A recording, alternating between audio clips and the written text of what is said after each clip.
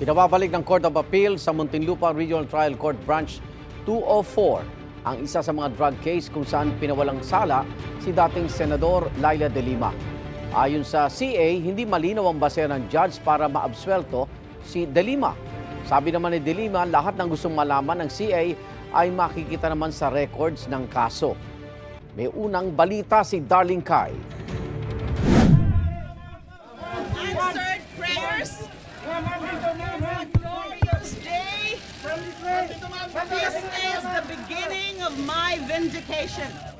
May 2023 nang maakwit ng Muntinlupa RTC Branch 204 si dating Senadora Laila De Lima sa kasong paglabag sa RA 9165 o ang Comprehensive Dangerous Drugs Act kaugnay sa kalakalan umano ng droga sa Bilibid.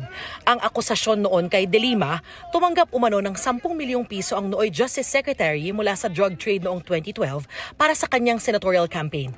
Isa si dating Bureau of Corrections OIC Rafael Ragos sa mga nagdala umano ng pera sa bahay ni De Lima sa Parañaque. Pero kalaunan, binawi ni Ragos ang kanyang testimonya at sinabing tinakot lang daw siya. Sa desisyon ng Muntinlupa RTC Branch 204, lumikha ng reasonable doubt ang pagbawing ito ni Ragos, kaya napawalang sala si De Lima at kanyang aide na si Ronnie Dayan. May I say this to my oppressors? Pinagtibay ng RTC ang desisyon Hulyo ng taong yun. Ang Solicitor General naghain ng petition for certiorari sa Court of Appeals noong September 2023. Ngayon, lumabas na ang desisyon ng CA 8th Division. Iniutos na ibalik ang kaso sa Muntinlupa RTC Branch 204. Sa desisyon ng CA, sinabing ang tanging basihan lang ng pag-absuelto kay De Lima ay ang pagbawi ng testimonya ni Ragos. Pero wala raw detalyadong diskusyon tungkol sa mga pahayag na binawi ni Ragos, kaya mahirap daw intindihin ang rason sa naging desisyon ng korte.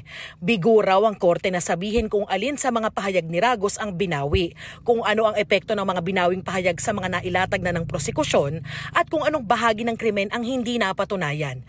Sabi pa sa ruling ng korte na hindi raw ito maituturing na double jeopardy dahil ang pagpapawalang sala kay De Lima ay hindi valid sa umpisa pa lang.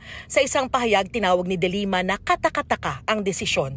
Lahat ng tanong ng CA makikitaan niya sa records ng kaso. Gayunman, aapila sila sa CA at sa Korte Suprema kung kinakailangan.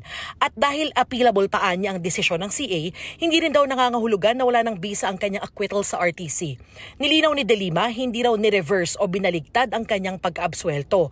Kung hindi, pinapaayos lang ang laman ng desisyon na sa kanilang palagay ay hindi na kailangan dahil maliwanag ang desisyon ng RTC. Ito ang unang balita. Darlene Kai para sa GMA Integrated News.